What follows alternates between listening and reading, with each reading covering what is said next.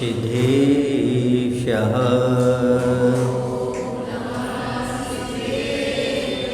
ॐ नमः सिद्धेभ्यः।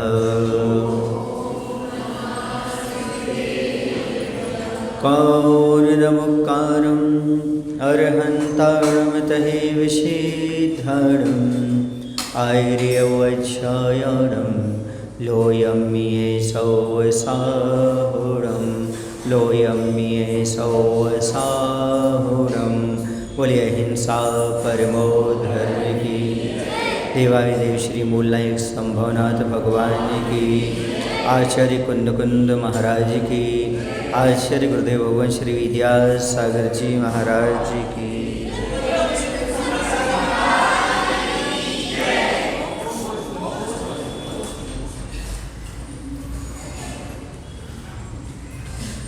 जीवन को मत रण बनाओ, प्रकृति माँ का ऋण चुकाओ। यदि सृष्टि में तुमने जन्म लिया है तो इस जीवन के लिए युद्ध क्षेत्र मत बनाओ। जो प्रकृति माँ है उस माँ का व्रण माने घाव सुखाओ। कभी भी जीवन में माता पिता को कष्ट नहीं देना।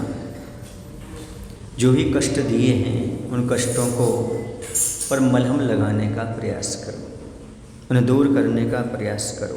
सदैव बनो, अदय पर दया करो। अभय बनो, सभय पर किया करो अभय की अमृतमय वृष्टि। सदा सदा सदाशय दृष्टि रे जिया समष्टि जिया करो। जीवन को मत रण बनाओ, प्रकृति माँ का ऋण चुकाओ। यहाँ पर कहा जा रहा है इस जीवन को युद्ध का मैदान नहीं बनाना, अपितु माँ ने आज तक जो दुख दर्द झेले हैं उन्हें दूर करने का प्रयास करो। आपकी वजह से माँ ने जो कुछ भी दुख दर्द झेले हैं अब उनको ज़्यादा दुख नहीं देना, ज़्यादा क्या देने ही नहीं, और जो दुख दिए हैं उनको दूर करने का प्रयास करो। पीड़ा के घाव को सुखाओ। बाहर का घाव तो सुखा देते हैं, लेकिन अंदर जो पीड़ा के घाव हो जाते हैं, हृदय में जो घाव बन जाते हैं, उन घावों को भी सुखाने का प्रयास करो। क्योंकि शब्द ऐसे शस्त्र हैं जो दिखाई तो नहीं देते लेकिन छुपते जाता है।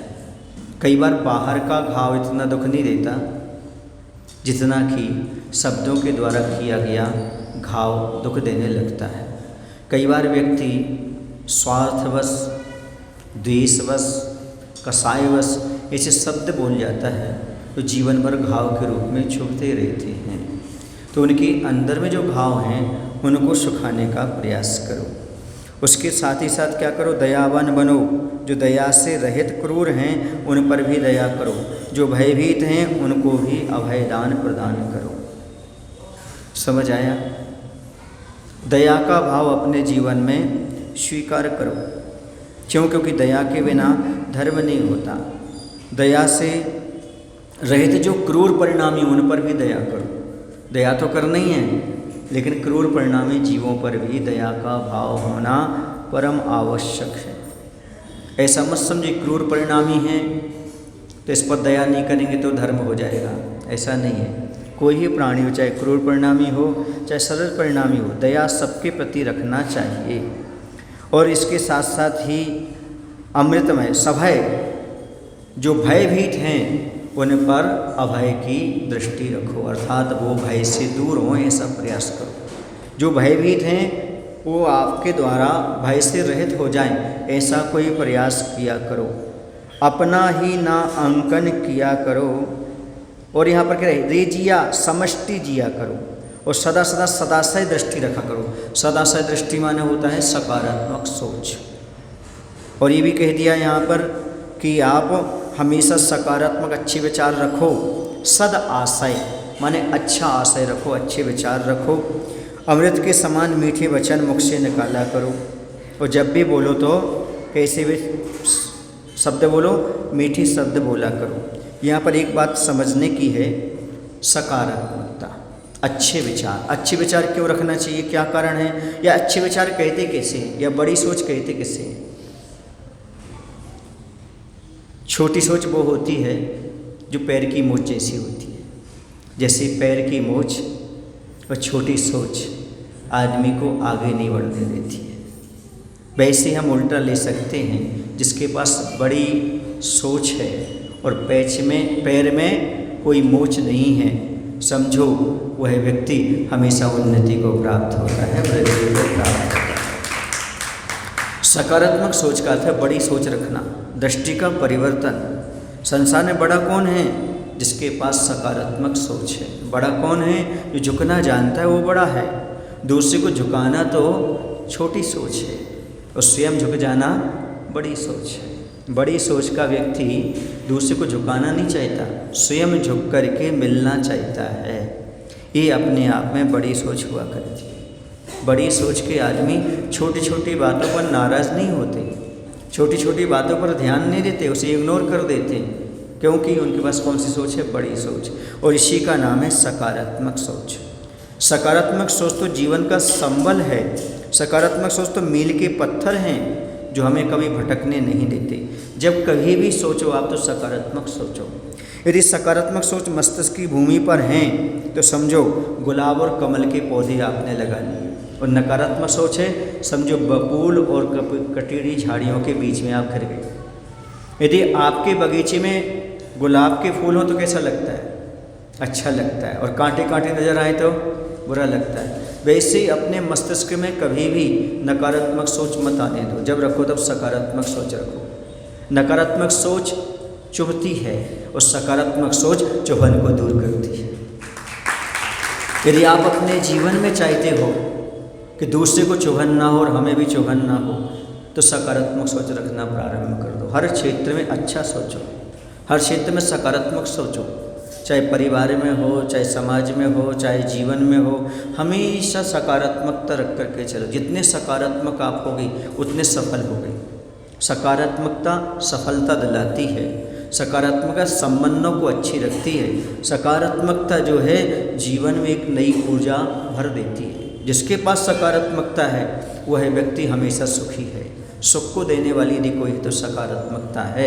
और आज तक जो व्यक्ति सफल हुए हैं, सुखी हुए हैं, संबंधों को निभा रहे हैं, उन्होंने नकारात्मकता का सोचा है, छोड़ा है और सकारात्मकता को अपनाया है, तभी वो आज सुखी हैं, संबंधों को अच्छे से चला रहे हैं और सफल होते चले जा रहे हैं। आप भी यदि चाहते हो तो सकारात्मकता को अपने जीवन में अपनाने का प्रयास करो। सकारात्मक सोच क्या करती है? सकारात्मक सोच अपने जीवन में मुश्किलों को सुलझाती है। कोई भी सामने मुश्किल आ जाए, उस मुश्किल को समाप्त करने का वह हमेशा प्रयास करती है और उससे सारे के सारे चीज़ें दूर भी होती हैं, सारी मुश्किलें समाप्त भी होती हैं। यह है सकारात्मक सोच का परिणाम। तो सकारात्मकता अपने आप में कैसी होती है? बहुत महत्वपूर्ण चीज़ होती है। दूसरी चीज़ ये है मिलजुल करके रहने की शिक्षा देती है। जो सकारात्मक होता है वह आपस में मिलजुल करके रहता है, भाईचारे की भावना पैदा करती है। आपस में सकारात्मक सोच हो तो भाईचारे की भावना अपने आप आ जाती है। मन के जो विकार हैं उन विकारों को निकालने का काम करती है। इसके साथ ही साथ शारीरिक, मानसिक, बौद्धिक, धार्मिक सही प्रकार की वृद्धि करने वाली कोई यदि है तो वह हमारी सकारात्मक सोच। इसलिए हमेशा सकारात्मकता को अपने जीवन में स्थान देना चाहिए। जैसे शरीर के लिए सात्विक भोजन जरूरी है, अच्छे सुनना, जैसे शरीर के लिए सात्विक भोजन जरूरी है, तभी आपका शरीर स्वस्थ रह सकता है, लंबे समय तक चल सकता है, रोग से मुक्त हो सकता है। उसी प्रकार अपने मन के लिए सकारात्मक सोच की आवश्यकता है, तभी मन स्वस्थ रह सकता है, पवित्र रह सकता है, वो धर्म ध्यान में लग सकता है और डिप्रेशन से बच सकता है। इसे सकारात्मक सोच बहुत जरूरी है अपने जीवन में। अभी आपके सामने एक कार्यक्रम होने के लिए जा रहा है, समोषण महामंडल विधान। और समोषण महामंडल विधान का महत्व यदि समझना चाहते हो तो समोषण महामंडल विधान यही है। उसका महत्व यह है कि समोषण उससे कहते हैं जिसमें भगवान की दिव्य ध्वनि कीर्ति है, भगवान को उपदेश देने की सभा। और जो भगवान को उपदेश देने वाली सभा में पहुंच जाता है, वहाँ पर लंगड़े को भी, लूले को भी, विकलांग को भी सब चीज़ें प्राप्त हो जाती हैं। लंगड़े को पैर मिल जाते हैं, अंधे को आँख मिल जाती है। समूह क्षण में जो कुछ मनोकामना करते हैं वह सारी मनोकामना पूर्ण हो जाती है। वो समूह क्षण है। और समूह क्षण में चारों गतियों के जीव आ जाते हैं। आप कहेंगे नार के क्यों नहीं आते हैं? भाव से आ जाते होंगे। किससे आ जाते होंगे? भाव से। बाकी तीन के तो साक्षात वहाँ पर दिखाई देते हैं। और जहाँ भगवान का समूह क्षण लग जाता है वहाँ पर सुवृक्ष हो जाता है, दुर्वृक्ष अपने आप समाप्त हो जाता है।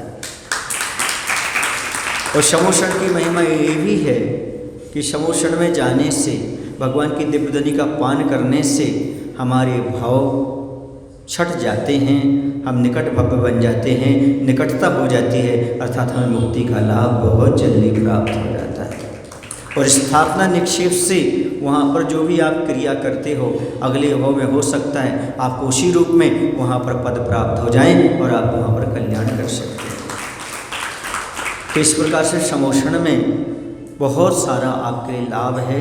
जो कुछ भी संसार में उत्कृष्ट चीज़ है वो सब समोषण में प्राप्त होती है, क्योंकि उत्कृष्ट रचना संसार की सबसे बड़ी यदि कोई है तो समोषण है।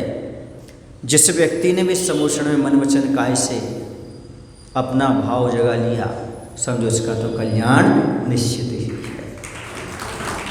तो सकारात्मकता के साथ आप समोषण में प्रवेश करेंगे, आपको आनंद आएगा। और जितनी नेगेटिविटी है वह मान स्तंभ के सामने जाते ही समाप्त हो जाती है। अंदर जाकर के सब क्या मिल जाता है? वहाँ पर सकारात्मकता ही प्राप्त होती है। तो जो सकारात्मक सोच होती है वह सुखमय जीवन बनाती है। परिवार में हो, ऑफिस में हो, मंदिर में हो, मंडी में हो, बाजार में हो, व्यापार में हो, यदि आपकी सकारात्मक सोच है तो आप हर जगह सुखी हैं।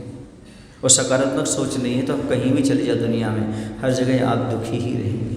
क्योंकि सृष्टि में सुंदरता असुंदरता नहीं होती, हमारी दृष्टि में सुंदरता सुंदरता होती है।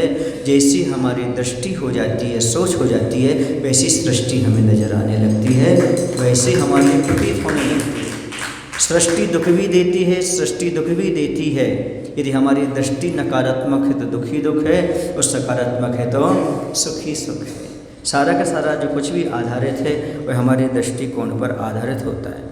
बेहतरीन संबंध बनाना चाहते हो, परिवार समाज को जोड़ना चाहते हो, जोड़ने का काम करना चाहते हो, तो सबसे अच्छा तरीका है सकारात्मकता को स्थान दीजिएगा।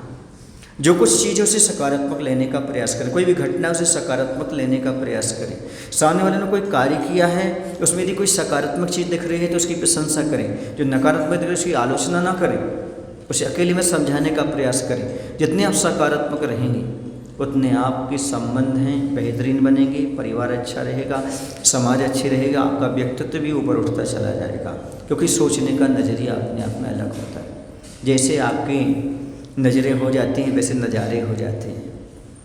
दुनिया को बदलने से पहले अपने नज़रियों को बदलिए, और किनारों को बदलने से पहले किश्ती के रुख को बदलिए।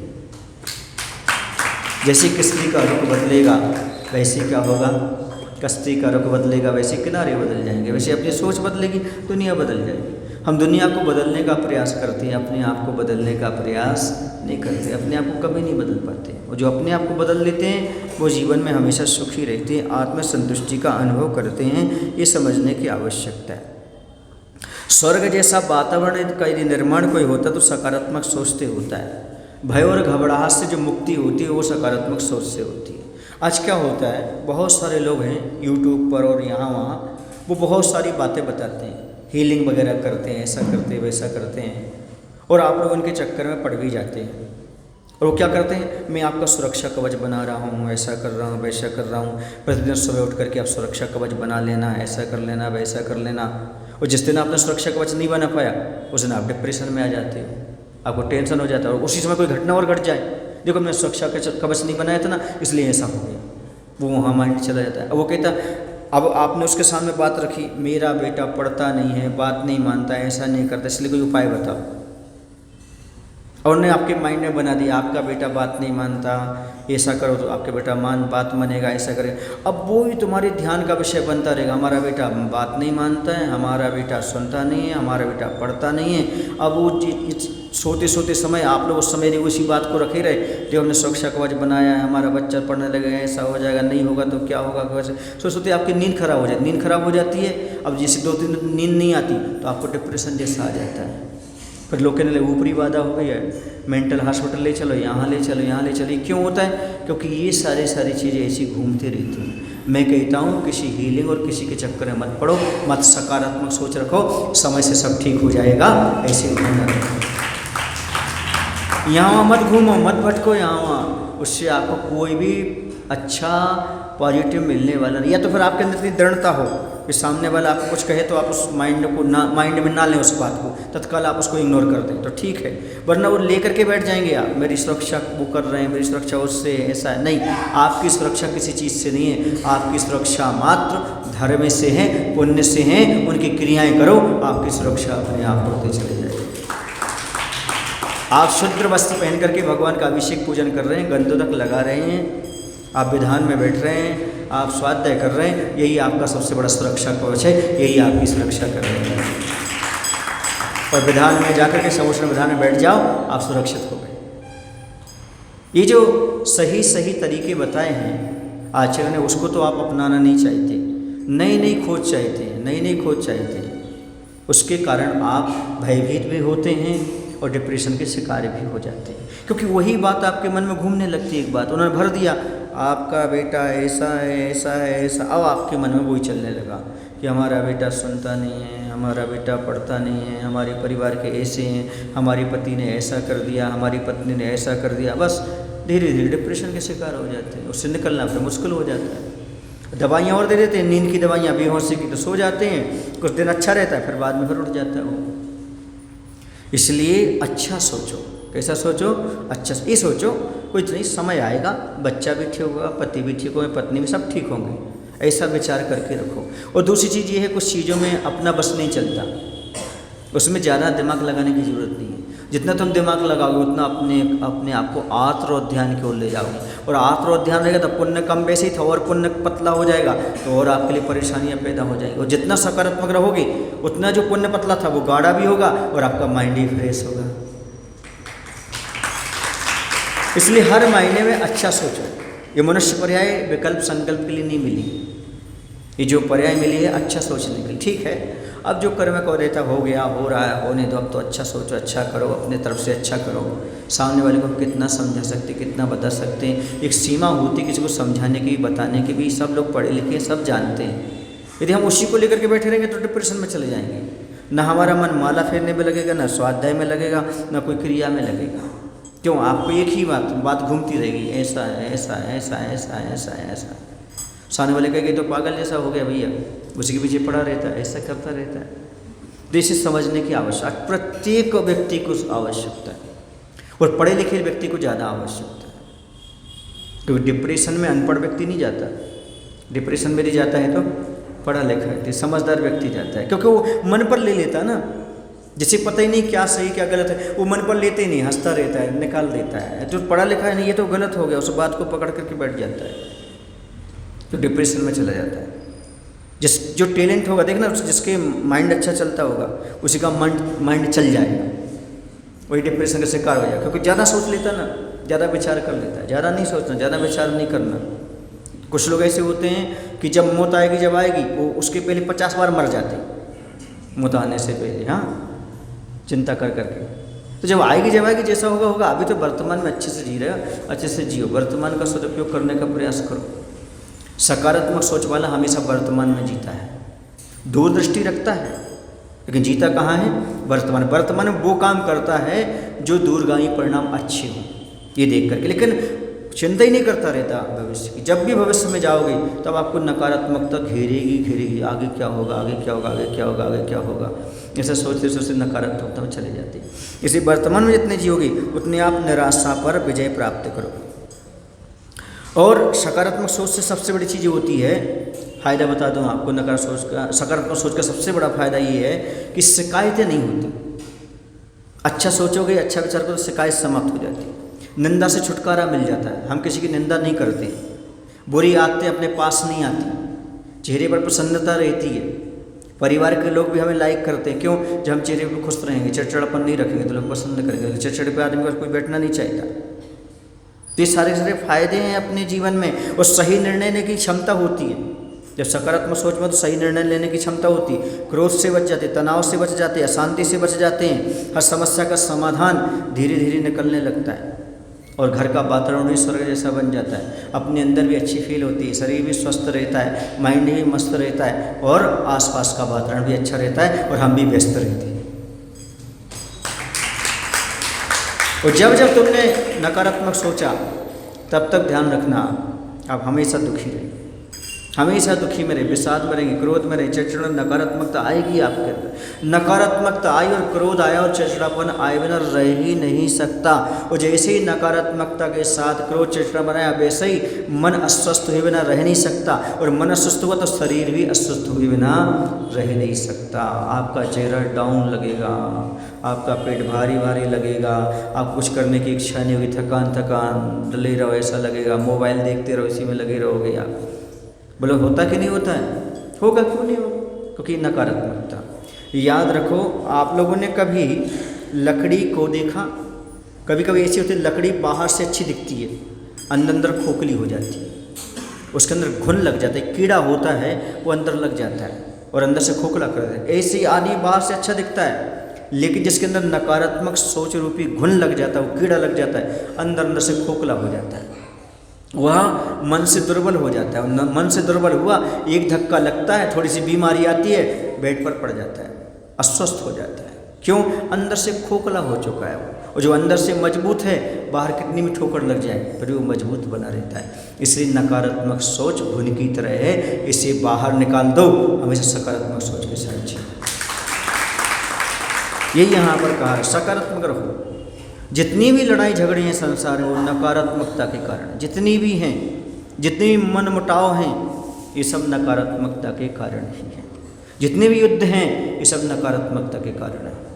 सारी चीज़ नकारात्मक सोचोगे, ऐसा ही होता चला जाए। इसलिए सकारात्मक सोचने का प्रयास करो। ये बात प्रकृति माँ उन रसों से कह रही है। मतलब आप लोगों के लिए गुरु महाराज समझा रहे हैं, हमेशा सकारात्मक सोच का सहारा लेकर के अपने जीवन का निर्माण करो। कभी भी नकारात्मकता को अपने जीवन में स्थान नहीं देना चाहिए। अच्छा से पहले कह के आए हैं इसी ग्रंथ में, विचारधारा का नाम ही कलयुग है और विचारधारा का नाम ही सतयुग है। जहाँ पर अच्छी विचारधारा आएगी, जहाँ पर बुरा भी बुरा लगा, वह नकारात्मक हो गया। सुन रहे आप लोग कि नहीं? और जहाँ पर खरा अखरा, वहाँ पर सत्य भी आपको अखरने लगा, वो कलयुग है। और जहाँ बुरा भी बुरा सा लगने लगे, समझिए सतयुग है। बुरा भी बुरा सा लगने लगे तो समझिए सतयुग है। तो ये हमारी विचारधारा में कलयुग और सतयुग है। जैसे हम विचार करेंगे वैसे में सतयुग और कलयुग मिलते चले जाएंगे। एक बात और बता दूं, दर्द को सहने की शक्ति यदि कहीं से मिलती है तो मात्र सकारात्मक सोच से मिलती है। दर्द जितना अपने अंदर है, वह दर्द बढ़ता भी और कम भी होता है। यदि नकारात्मक सोचो तो दर्द बढ़ जाता है और सकारात्मक सोचो तो दर्द कम हो जाता है। इसलिए तो 4 लोग उनसे मिलने आते हैं जो हॉस्पिटल में होते, दर्द में होते हैं, क्योंकि वो सकारात्मक सोच रखते हैं, सांत्वना के शब्द रखते हैं, तो उसका दर्द हल्का हो जाता है। सकारात्मक सोच से दर्द कम हो जाता है। आप चाहते हैं अपने जीवन में दर्द कम हो, तनाव कम हो, गम कम हो, दुख कम हो, तो बस सकारात्मक सोचना शुरू कर दो, सब ठीक होगा। कोरोना में जितने भी गए हैं वो नकारात्मकता के कारण गए हैं, और जितने भी आज बचे हैं वो सकारात्मकता के कारण बचे हैं। सकारात्मक सोच वाले सुरक्षित हैं और नकारात्मक सोच वाले चले गए। इसलिए सबसे पहले डॉक्टर आपके लिए पॉजिटिव बनाता है। जब तक पॉजिटिव नहीं बनाता तब तक आप स्वस्थ हो नहीं सकते। नकारात्मक सोच वाले ज़्यादा दिन तक टिकते नहीं, न संस्था में टिकते हैं, न परिवार में टिकते हैं, न व्यवहार में टिकते हैं, न धर्म में टिकते हैं और न संसार में टिकते हैं। वो सब तरह से न शरीर से स्वस्थ रहते हैं, वह सब चले समाप्त हो जाते हैं। अब आगे चलते हैं। अपना ही ना अंकन हो, पर का भी मूल्यांकन हो, पर इस बात पर भी ध्यान रहे, पर की कभी ना वांछन हो, पर कभी ना लांछन हो, जीवन को मत रण बनाओ, प्रकृति माँ का ना मन दुखाओ। अब यहाँ पर अगली बात कही कि सोचो रिचेतन मानव सबको मिलाकर जीने की बात किया करो और प्रकृति का जो तुम्हारे ऊपर उपकार है उसे चुकाने का प्रयास करो। हमेशा अपने को ही श्रेष्ठ मानकर अपनी अपनी न चलाया करो। कभी कभी दूसरों को ही आदर की दृष्टि से देखने, उनका मूल्यांकन करना मतलब उनको आदर की दृष्टि से देखने, उनकी बात सुनने का मन बनाया करो। कभी कभी होता है नहीं, हम दूसरे को आंकते नहीं, हमारी सोच से ही दुनिया चलेगी, हमने जैसा कह दिया सब वही सही है। नहीं, सामने वाले को भी तो सुनो, सामने वाले का भी तो आकलन करो, उसकी मजबूरी को भी तो समझो, वह क्या कहना चाह रहा है उसकी बात भी तो सुनो। और आदमी क्या करते हैं, बोलते ज़्यादा हैं सुनते कम हैं, और वो अपनी जो मेंटलिटी बना रखी है मेरे अनुसार ही होगा, दूसरे के अनुसार नहीं होगा, वो गलत है। क्यों? क्योंकि परिस्थिति को देखकर कभी कभी समझौता भी करना पड़ता है, अपनी सोच से भी समझौता करना पड़ता है। तो अपने आप को श्रेष्ठ मत मानो, सामने वाले में भी कुछ ना कुछ तो खूबी है, कुछ ना कुछ तो गुण हैं, उन्हें भी देखने का प्रयास करो। यदि हमें अपनी खामियां दिख जाएं तो सामने वाले की खूबियां दिख जाएं, बस सामने वाले की खामियां दिखती हैं तो हमें अपने में खूबियां दिखती हैं। ये नियम है। और अहंकारी व्यक्ति का तो ये नियम है, अहंकारी व्यक्ति को कभी अपने दोष नहीं दिखते और सामने वाले के गुण नहीं दिखते। और जो व्यक्ति अहंकार को छोड़ देता है वो अपने दोषों को देखता है और दूसरे के गुणों को देखना प्रारंभ कर देता है। जब जब ईगो अपने पास आएगा तो अपने अंदर वह गुण ही खोजेगा, दूसरे के अंदर दोष ही देखेगा। ये ईगो का पहला काम है। इसलिए ईगो को गो करो, तभी जाकर के आप दूसरे का मूल्यांकन कर सकते हो, दूसरे के महत्व को समझ सकते हो, अन्यथा नहीं। और कह रहे इस बात को भी विशेष ध्यान रखो कि अपने से पर वस्तु अथवा अपने स्वामित्व के बाहर की वस्तु की चाह न रखो, वांछन मत रखो, ना लांछन लगाओ, ना उसमें दोष लगाओ और ना किसी की वांछा करो। दोष कब लगाते हैं हम? जब सामने वाले से ज़्यादा उम्मीद रख लेते हैं और उम्मीद पर खरा नहीं उतर पाता, मतलब चाह रख लिया अपन ने, तब तो उसको क्या देने लगते? दोष देने लगते। इसलिए ना वांछन हो ना लांछन हो। लांछन माने दोष हो गया और वांछन माने इच्छा हो गई। तो सामने वाला ऐसा करे, सामने वाला ऐसा करे, वो नहीं कर पाता तो हमें उसमें दोष नजर आने लगते। तो ज़्यादा उम्मीद रखो मत रखो, ज़्यादा उम्मीद रखने वाले हमेशा दुखी होते हैं, समझ गए? हमेशा दुनिया से उतनी उम्मीद रखा करो जितनी वो आपसे उम्मीद रखते हैं और आप पूरी कर पाते हैं। मैं दुनिया से ज़्यादा उम्मीद नहीं रखा करता कि दुनिया मुझे चाहा करे, इसलिए शायद दुनिया मुझे उम्मीद से ज़्यादा चाहती। उम्मीद मत रखो कि हमें कुछ मिल जाए, आप ऐसे काम करो कि सामने वाले आपके प्रति आकर्षित हो जाएं, आपकी मदद करने के लिए तैयार हो जाएं। पर हम गलत व्यक्ति से उम्मीद रख लेते हैं या गलत उम्मीद रख लेते हैं। दो चीज़ें, गलत व्यक्ति से उम्मीद रखना या फिर गलत उम्मीद रखना, दोनों मत रखो। गलत आदमी से उम्मीद मत रखो और गलत उम्मीद मत रखो। सही उम्मीद रखो, सही आदमी से उम्मीद रखो।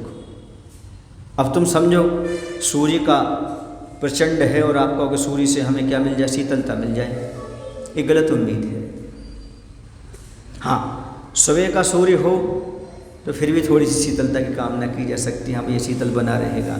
लेकिन 12 बजे के सूर्य से तुम कामना करो, बहुत मुश्किल होता है।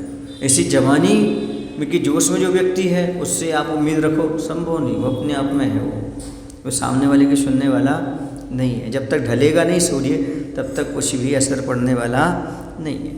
तो किसी पर सबका मूल्यांकन करो, अपने को सब कुछ मत मानो, पहली सीख। दूसरी, किसी को दोष मत दो। तीसरी सीख, कभी किसी पर से चाह मत रखो। अपना भी मूल्यांकन करो, दूसरे का भी मूल्यांकन करो, किसी को दोष मत दो और किसी से ज़्यादा चाह मत रखो। ये 4 चीज़ें यदि आपके पास आ गई तो आपके जीवन में 4 चांद लग गए, ये मान करके चलिए।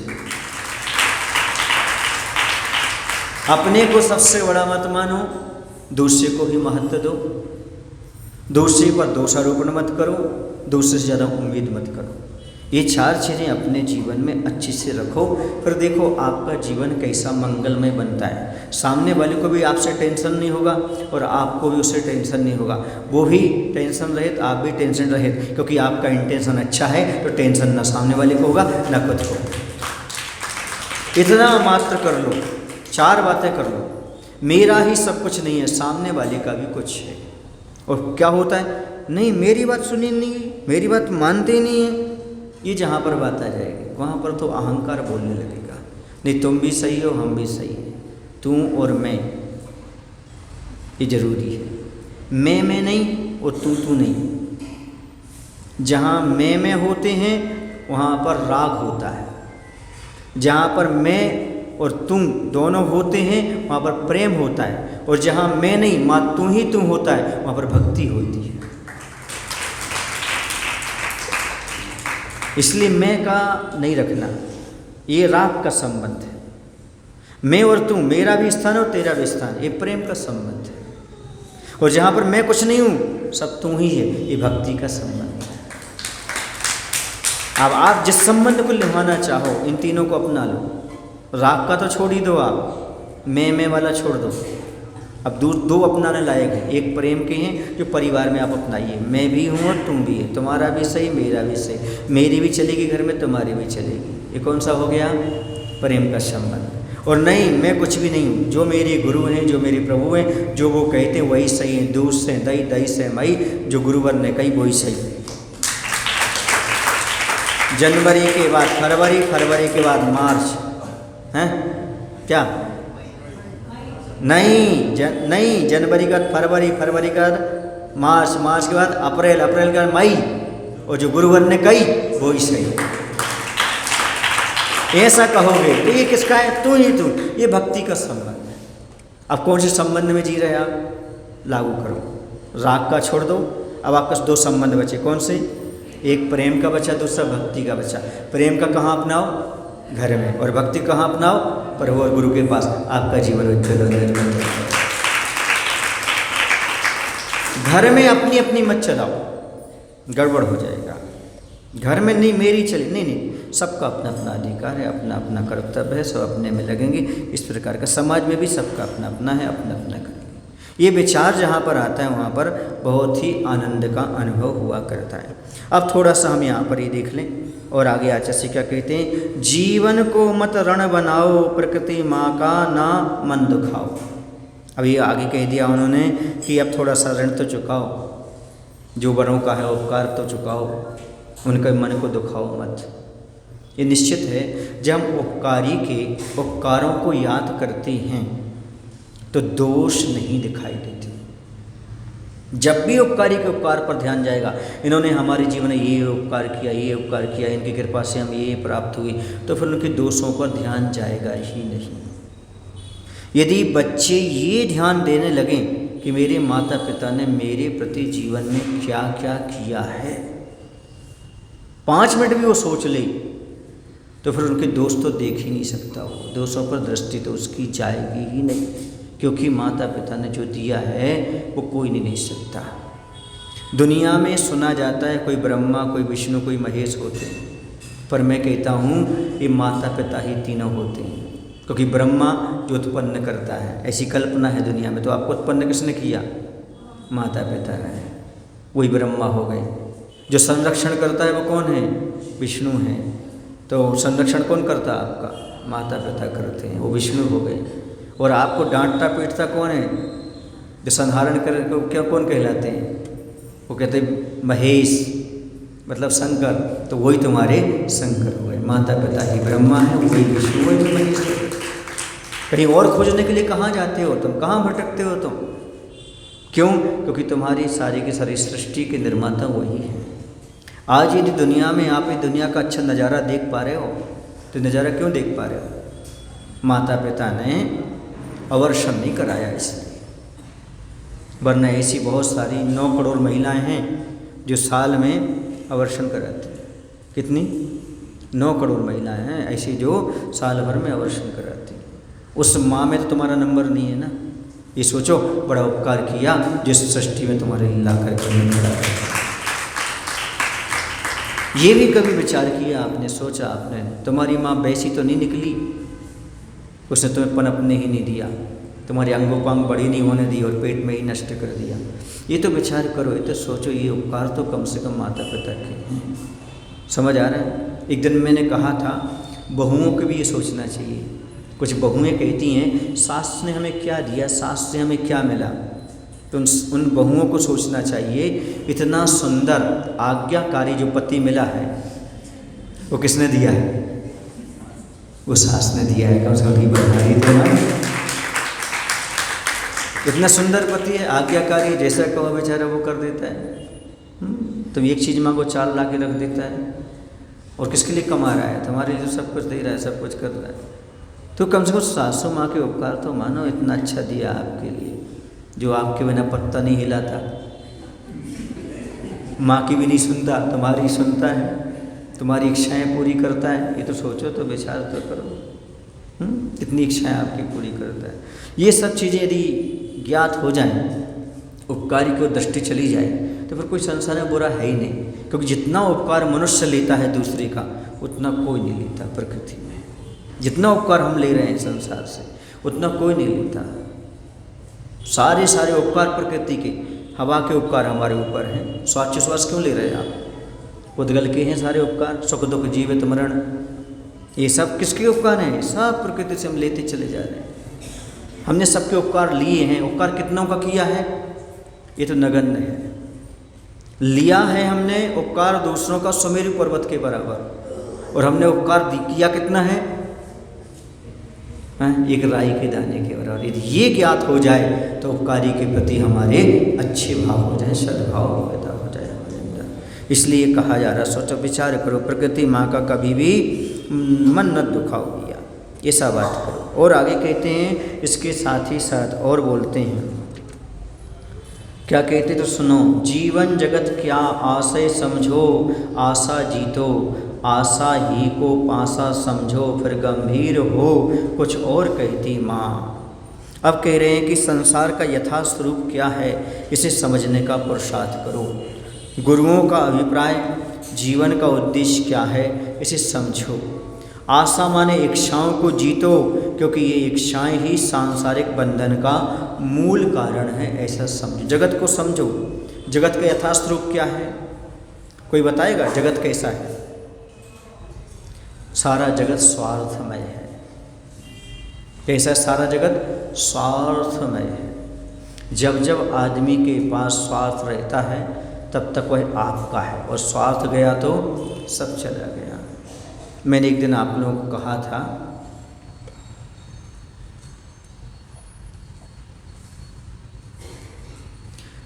गरीबी में वह रिश्ता भी टूट जाता है जो रिश्ता खास होता है, और हर कोई रिश्तेदार बन जाता है जब अपने पास पैसा होता है। इस स्वार्थ की बात है। किसकी बात है? या दुनिया में आपको मित्र मिलेंगे तो 3 बी हों तो मिलेंगे। 3 बी आपके पास होना चाहिए।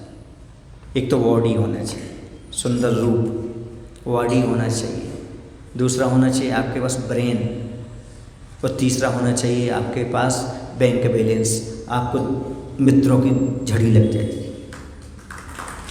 या तो सुंदर बॉडी हो, आप सुंदर शरीर हो, या फिर आपके पास सुंदर ब्रेन हो, टैलेंट हो आपके पास, या फिर बैंक बैलेंस हो। ये 3 भी आपके पास हैं तो आपके पास मित्रों की तो क्या लग जाएगी? झड़ी लग जाएगी। इन 3 के पीछे ही दुनिया पागल है। यानी कहीं ना कहीं ये स्वार्थ है। या तो आपका रूप उसको पसंद आ गया, या आपका ज्ञान पसंद आ गया, ब्रेन पसंद आ गया, फिर आपका बैंक बैलेंस पसंद आ गया। कहीं ना कहीं से उसके लिए स्वार्थ है, तभी वह आज आपका क्या बना है? मित्र बना है। इतना ही नहीं, जो रूपवान त्यागी वृत्ति होती उनके यहाँ ज़्यादा भीड़ लग जाती है, सुंदर होते उनके पास लग जाती है। और कई कई ऐसा होता है कि जो देखने में सुंदर नहीं लगते उनके पास भीड़ नहीं लगती। ये बात अलग है, पुण्य तो है ही, सुंदर रूप भी पुण्य प्रकृतियाँ हैं, सुभग नाम कर्म का उदय है। लेकिन संसार क्या चाहता है ये पूछना चाहता हूँ। हर संसार ही चाहता है, सुंदर रूप की कीमत करता है, रूप और रुपया, इसे देखकर अच्छे अच्छों की नीयत फिसल जाती है, नीयत खराब हो जाती है। ये संसार में मित्र 3 B हों तो आपको बहुत सारे मित्र मिलेंगे, बहुत सारी चीज़ें मिलेंगी। तो ये 3 चीज़ें नहीं है तो कोई पूछने वाला नहीं है। क्यों? ये पुण्य प्रकृति से मिलती सारी चीज़ें। आपको ब्रेन मिला तो किससे मिला? पुण्य से मिला। बॉडी मिली तो सुंदर, पुण्य से मिली। और यदि आपके बैंक बैलेंस है तो पुण्य से। सीधी सी बात है, जहाँ पुण्य है वहाँ सब खींचे चले आते हैं, आपके पास आ जाएंगे। तो कहने का तात्पर्य सब स्वार्थ है। योग सागर जी महाराज बोला करते हैं, दर्यापक शरण पूज्य योग सागर जी महाराज वो बोला करते हैं कि संसार रूपी रथ का सारथी यदि कोई है तो वह है स्वार्थी। जब तक स्वार्थी सारथी के रूप में बैठा है तब तक संसार का रथ चल रहा है। स्वार्थी उतर गया और आपका रथ ही रुक गया। रात भर जो अंधेरे से लड़ता रहा छोटा सा दीपक, रात भर छोटा सा दीपक अंधेरे से लड़ता रहा, सुबह उठते ही आदमी ने उसे फूंक से बुझा दिया। क्यों? स्वार्थ निकल गया। अब सूर्य का उदय हो गया, अब क्या जरूरत तेरी, बुझ जाओ। एक फूंक मारी उसको बुझा दिया। समझ गए? कौन किसका साथ देता है, कौन किसका साथ देता है इस स्वार्थी दुनिया में? सुनिए आप लोग कि नहीं? कौन साथ देता है इस स्वार्थ भरी दुनिया में? परछाइयाँ भी साथ छोड़ देती हैं घोर अंधेर की वादियों में। जब घोर अंधेर की वादियाँ, अंधेरे की वादियाँ वो भी छोड़ देते हैं आपके। कोई साथ नहीं देता परछाई को। सुन रहे ना? इसलिए तो मैंने एक दिन परछाई को डांट दिया। मैंने एक दिन परछाई को डांटा, अब वो अंधेरे में कभी नहीं आती। समझ गए? उजाले में तो आ जाती, अंधेरे में नहीं आती।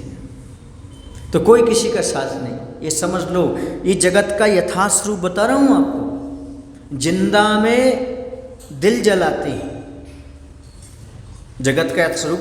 जिंदा में जिंदगी भर दिल जलाते हैं, मरने के बाद फुल जलाते हैं, एड़ी से लेकर चोटी तक जलाते हैं। ये है जगत का यथार्थ स्वरूप, फुल जलाते हैं। और बच जाए तो खूंद करके और आते हैं, डंडा मार मार करके, जला जला के, तेल डाल डाल करके और जलाते हैं।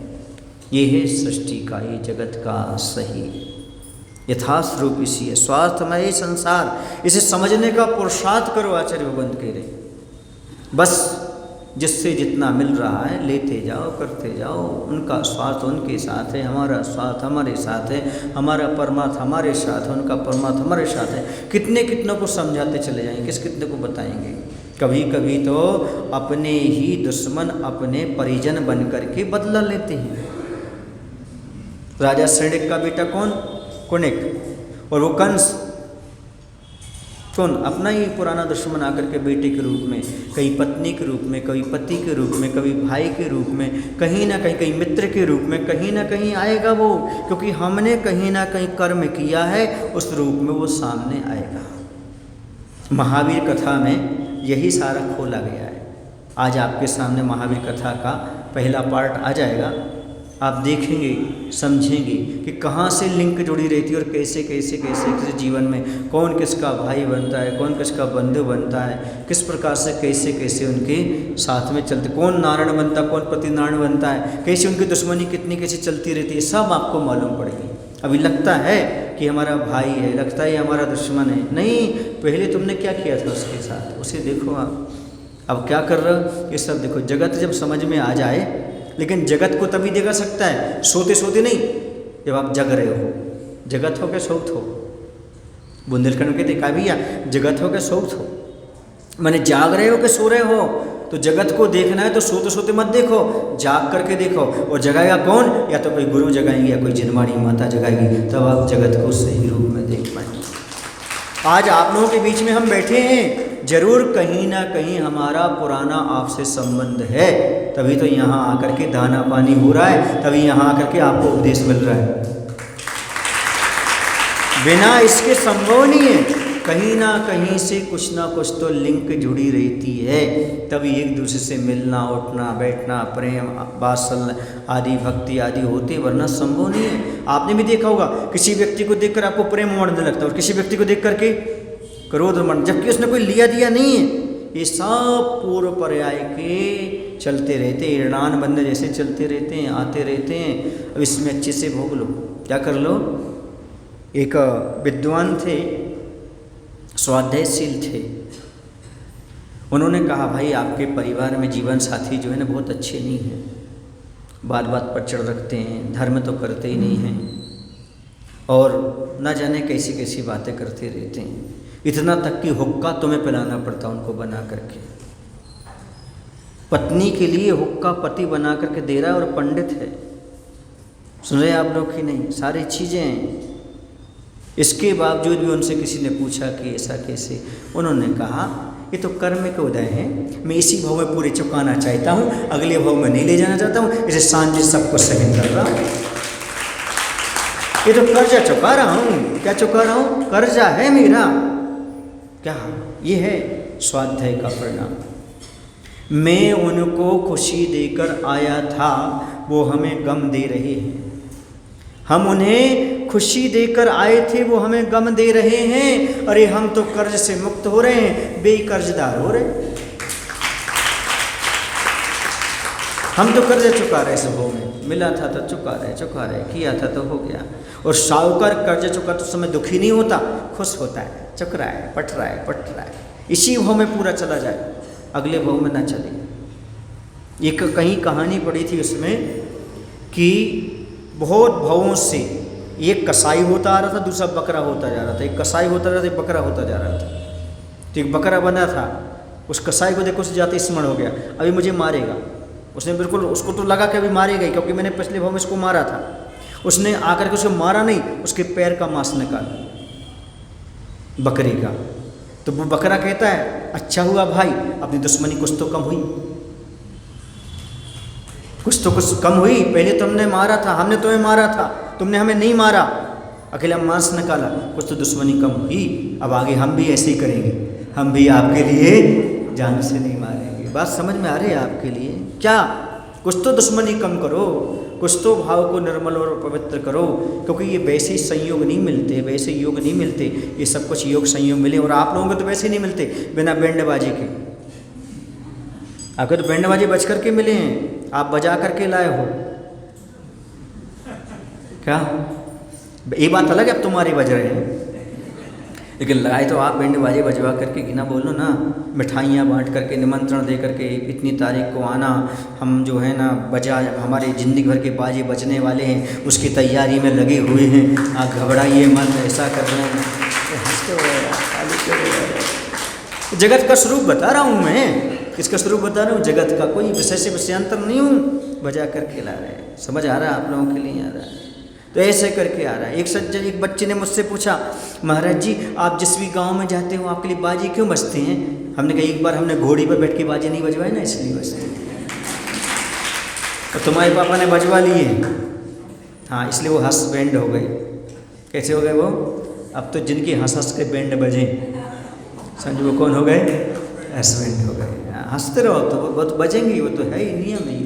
कितना कुछ भी कर, बैंड बजने का अर्थ नहीं है कि आपकी पिटाई हो रही हो। बैंड बजने कई प्रकार के बैंड होते हैं, आपको पता है, वो तो बॉन्ड कर चुके हैं, और जब बॉन्ड होगा जीवन भर का तो बैंड तो बजेंगे।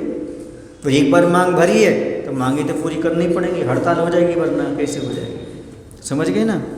एक बच्चे से पूछा तुम ताल के बारे में जानते? बोले जानता हूँ। बोले कौन सी ताल? बोले हड़ताल। कौन सी ताल जानते हैं? हड़ताल हमेशा चलती रहती, मेरी मांगे पूरी करो। अब कहाँ तक मांग पूरी करेगा बेचारा, क्योंकि एक बार क्या भर दी उसने? मांग भरती।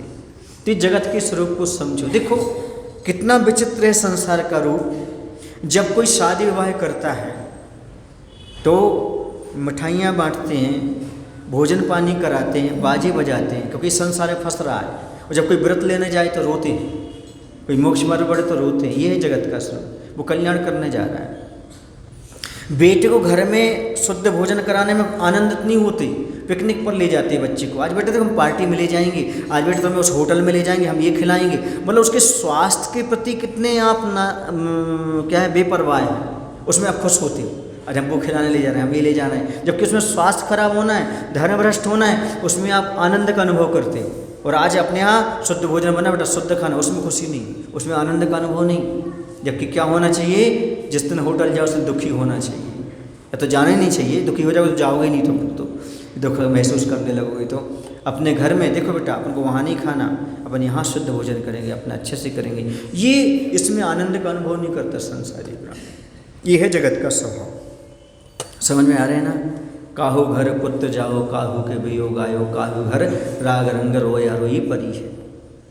ये है संसार। अभी सुख कब दुख। कई बार ऐसा होता है, हमने अपनी आंखों से देखा है, बैंड बाजे बजते हुए चले जा रहे हैं और 30 सेकंड बाद गाड़ी पलटती है और मातम छा जाता है। होता कि नहीं होता है? आँखों से दो आंसू आते हैं, तस्वीरें दो दिखलाते हैं, रोज जनाजे उठते हैं, रोज बारातें होती हैं। कई बार तो यहाँ से जनाजा निकल रहा और यहाँ से प्राण निकलती है। ये है संसार का दर्शन। इसे देख करके मूढ़ मति, तेरी मति कौन ने हरी है? अरे ये मनुष्य जन्म करोड़ों की एक एक घड़ी है। कैसी है मनुष्य पर्याय? करोड़ रुपए की एक एक घड़ी, इसका सदुपयोग करो। और आपके बीच में भी समोषण महामंडल विधान आने वाला है, उसका भी आप तैयारी में लगे रहें। बोले महावीर भगवान की जय। आचार्य विद्यासागर जी महाराज जी की जय।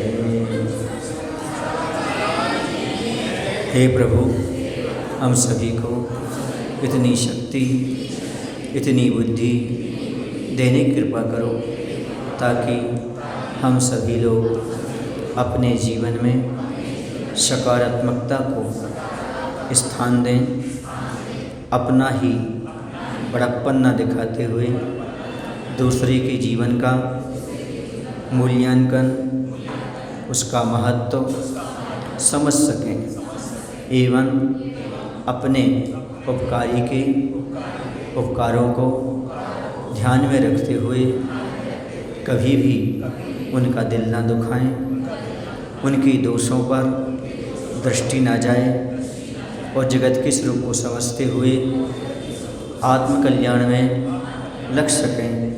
ऐसी शक्ति, ऐसी बुद्धि देने की कृपा करो। नमो श्री भगवान, नमो श्री भगवान। कुछ कहना है?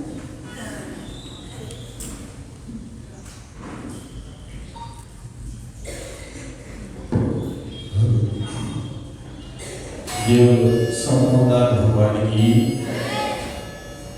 पूज्य संत शिरोमणि आचार्य भगवत गुरुवर श्री विद्यासागर जी महाराज की, पूज्य गुरुवर श्री गुरु सागर जी महाराज की। वास्तव में जयकारा तो ऐसा लग रहा है कि सब चीज में बैंड बज रहा है और उसी बैंड में चल रहे हैं, परंतु ऐसा बैंड बजने वाला है कि जिनकी आते ही 12.5 करोड़ वाद्य बजने लगेंगे। वो है भगवान का समोसा।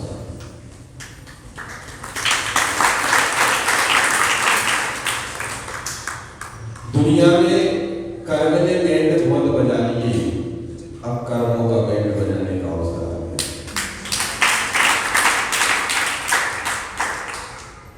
भगवान का समोसरण सब जगह नहीं लगता। जहां भक्तों की तीव्र भावना होती है, तीव्र अभिलाषा होती है और सामूहिक तीव्र पुण्य का जब उदय आता है तो भगवान को मजबूर होकर समोसरण में आकर के बैठना और वो समय अज्ञानोदय वालों का आ गया है। तो पूज्य आचार्य भगवान के आशीर्वाद से अभी हम 2 हफ्ते पहले आचार्य भगवान के पास गए थे और वहां पर हमने गुरु जी को बताया कि इतनी तारीख से बेंगलुरु में विधान होने वाला है, समोसरण विधान पूज्य मुनि श्री के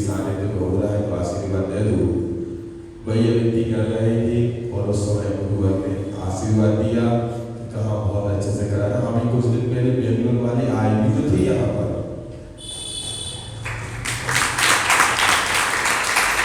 उनको याद था कि बेंगलोर वाले भी यहाँ पर थे, परमेश्वर शायद यहाँ से गए थे। हाँ, तो इसलिए गुरु जी देवोदय महासंघ की मीटिंग में देवोदय महासंघ तो आचार्य जी की स्मृति में रहा, तो आचार्य जी ने ये भी कही अभी कुछ दिन पहले यही तो थे। और जब थे तो लोगों ने कहा नहीं होगा क्या आचार्य भगवान विधान कर रहे हैं, तो हमने उनसे कहा कि आचार्य भगवान यहाँ पर विधान को ले जा रहा है महाराज जी के आशीर्वाद से, तो पूरी समाज को महाराज जी की ओर से आपके चरणों में बारम्बार दोस्तों और अच्छे से विधान हो जाए। तो गुरु जी ने हाथ उठा करके आशीर्वाद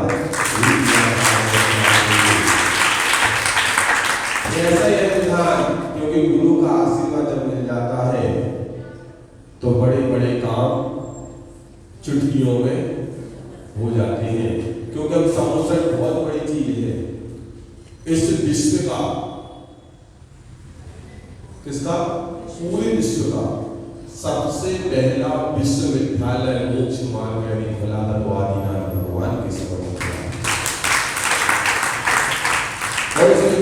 उस विश्वविद्यालय में जो भगवान ने मोक्ष मार्ग का सबसे बड़ा संदेश, भगवान ने हमें जीवन जीने की कला, संसार मार्ग से मोक्ष मार्ग की यात्रा कैसे करना है, ये सब कला इस समोसण में बताई थी। और उस समोसण में हम पुनः एक बार प्रवेश करेंगे। वो कला कैसी थी, उन 72 कलाओं का उपदेश क्या दिया था, वो सब महाराज जी के माध्यम से इस समोसण में समझेंगे। और ध्यान रखना, समोसण में सम्यक दृष्टि भी आती है, मिथ्या दृष्टि भी आती है। मिथ्या दृष्टि लाल रंग, हाँ बहुत अच्छा लग रहा है, जैसे अपन मेला में जाते हैं ना, तो मेला को देख के आनंद लेते हैं, कुछ मेले के महत्व को आनंद देते हैं। अब आपको सोचना है कि आपको किसको आनंद लेना है, आप कौन से आनंद को लेना चाहेंगे, ये आपको सोचना है कि मेले में राग रंग देख करके आनंद लेना है कि मेले में भक्ति रंग को अपने जीवन में चला करके आनंद लेना है। तो महाराज जी ने कहा था, एक राग का संबंध, एक प्रेम का संबंध और एक भक्ति का संबंध। और कल्याण में यदि जुड़ना है तो भक्ति के संबंध को अपने जीवन में उतारना पड़ेगा। तो ऐसा ही समोसा ने यहाँ पर लगेगा, बहुत सारी विधाएं और बहुत सारी विधि हमें इसमें सीखने को मिलेगी। पहली बार शायद आपके यहाँ लग रहा है, पहली बार नहीं लग रहा, वैसे बता देता हूँ मैं, दूसरी बार लग रहा है।